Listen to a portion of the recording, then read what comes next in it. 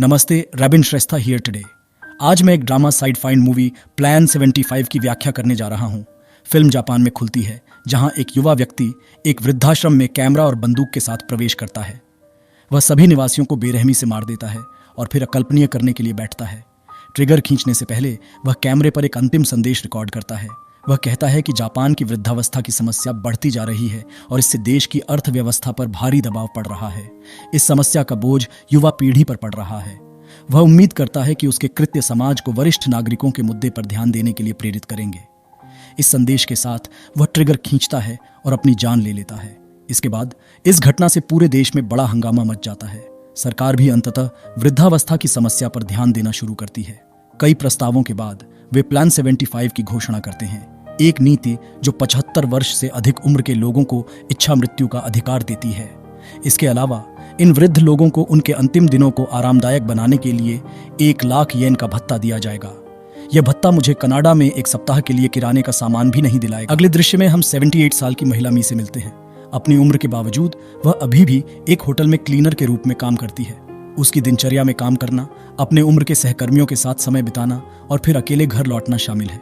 पता चलता है कि उसके पति की कुछ समय पहले मृत्यु हो चुकी है और उसके कोई बच्चे नहीं हैं। इसके बाद हम एक युवा व्यक्ति हिरोमो से मिलते हैं, जो प्लान 75 ऑफिस में काम करता है।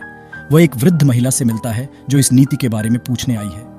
हिरोमो उसे बताता है कि सरकार उन्हें 1 लाख येन की पेशकश कर रही है ताकि वे आरामदायक जीवन जी सकें और वे चीजें कर सकें जो उन्होंने हमेशा चाही हैं। इसके अलावा सरकार उनके दाह संस्कार के खर्चे भी उठाएगी और उन्हें उनके प्रियजनों के साथ दफनाने की अनुमति देगी अगर वे ऐसा चाहें। वृद्ध महिला यह सुनकर खुश होती है और योजना के लिए आवेदन करती है। हिरोमो मुस्कान के साथ उसका आवेदन शुरू करता है, लेकिन अंदर से उसे अपने काम के बारे में अच्छा महसूस नहीं। इसके बाद हम मारिया नामक एक फिलिपीनी महिला से मिलते हैं, जो जापान में एक वृद्धाश्रम में काम करती है। उसकी बेटी फिलीपींस में है, जिसे दिल की बीमारी है और उसे तुरंत सर्जरी की आवश्यकता है। लेकिन मारिया पैसे जुटाने में संघर्ष कर रही है और निराशा में रोती है।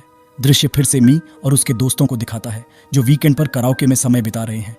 उनमें से एक महिला प्लान 75 के प्लैटिनम पैकेज के बारे में बताती है, जिसमें लग्जरी होटलों में ठहरना, स्पा ट्रीटमेंट्स, फोटो स्टूडियो और अन्य मनोरंजन विकल्प शामिल हैं।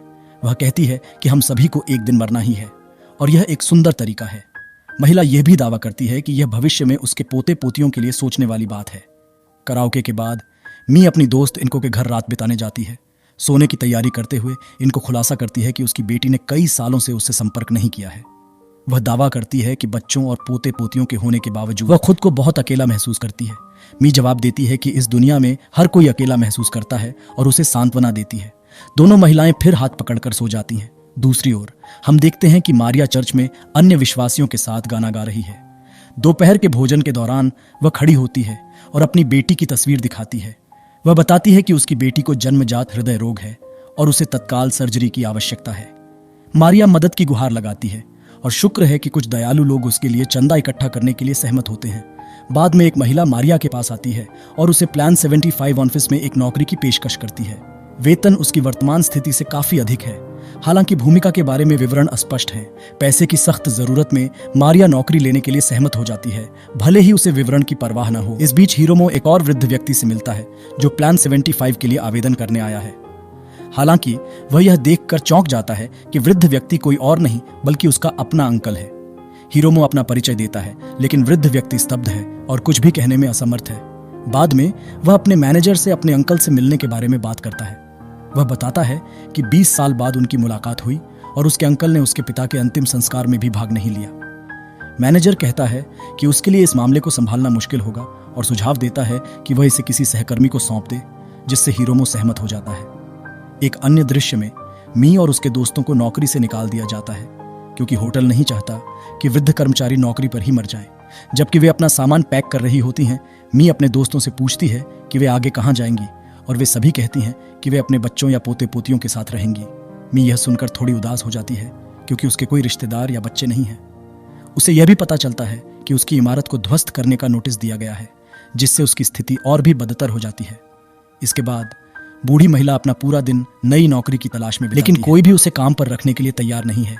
वह दिन भर में कई बार इनको को कॉल करती है, लेकिन उसकी सबसे अच्छी दोस्त भी जवाब नहीं देती। अगले सुबह मी इनको के घर उससे मिलने जाती है, केवल यह पता चलने के लिए कि उसकी मृत शरीर फर्श पर पड़ी है। उसकी एकमात्र करीबी दोस्त के निधन से मी गहरे सदमे में है।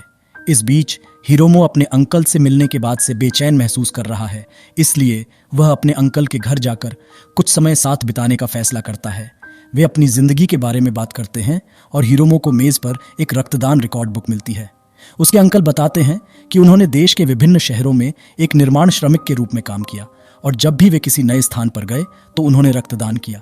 जब उसके अंकल उसके माता पिता के बारे में पूछते हैं तो हिरोमो बताता है कि उसके पिता का निधन हो गया और उसकी मां ने पुनर्विवाह कर लिया।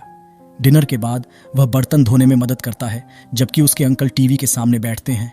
वे सुनते हैं कि प्लान 75 के कार्यान्वयन के बाद से जापान की आर्थिक वृद्धि हुई है। सरकार जल्द ही पात्रता आयु को घटाकर 65 साल करने की योजना बना रही है। अगले दिन मी सोशल वेलफेयर ऑफिस जाती है लेकिन उसे बंद पाती है। वह पास के बेंच पर बैठ जाती है जहां कुछ लोग बेघर लोगों को खाना बांट रहे होते हैं। कुछ समय बाद हिरोमो उसके पास आता है और उसे एक कटोरी सूप देता है जिससे मी बहुत दुखी होती है। वह तय करती है कि वह अब इस दुखद जीवन को सहन नहीं कर सकती और प्लान 75 हॉटलाइन पर कॉल करती है। एक ऑपरेटर जिसका नाम योको है उसे गर्मजोशी से बधाई देता है और उसका आवेदन प्रक्रिया शुरू करता है।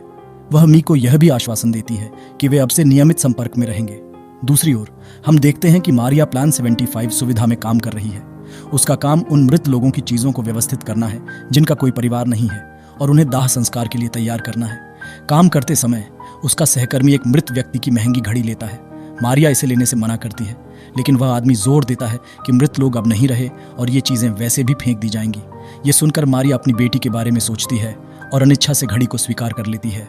अगले कुछ दिनों में योको और मी लगातार बात करते रहते हैं और मी उल्लेख करती है कि यह एक लंबा ऐसे संवादों को देखती है मी एक बेहतर जीवन के बारे में खुलती है और बताती है कि उसकी शादी अरेंज्ड थी। एक बार उसने एक बच्चे को जन्म दिया जो दुर्भाग्यवश गर्भनाल के गले में लिपट जाने के कारण मर गया। उनके सत्र का समय समाप्त हो जाता है इसलिए मी योग से मिलने का अनुरोध करती है। अगले दृश्य में हम देखते हैं कि दोनों महिलाएं आखिरकार आमने सामने मिल रही हैं। योग बताती है कि इस तरह आवेदकों से मिलना उनकी अनुमति नहीं है और मी से किसी को न बताने का अनुरोध करती है। वह समझाती है कि कंपनी डरती है कि कर्मचारी भावनात्मक बंधन बना सकते हैं। मी फिर उससे मिलने के लिए कुछ पैसे देती है। योग मना कर देती है लेकिन बूढ़ी महिला समझाती है कि उसे 1 लाख येन मिले हैं और उसका उपयोग करने के लिए कोई जगह नहीं है।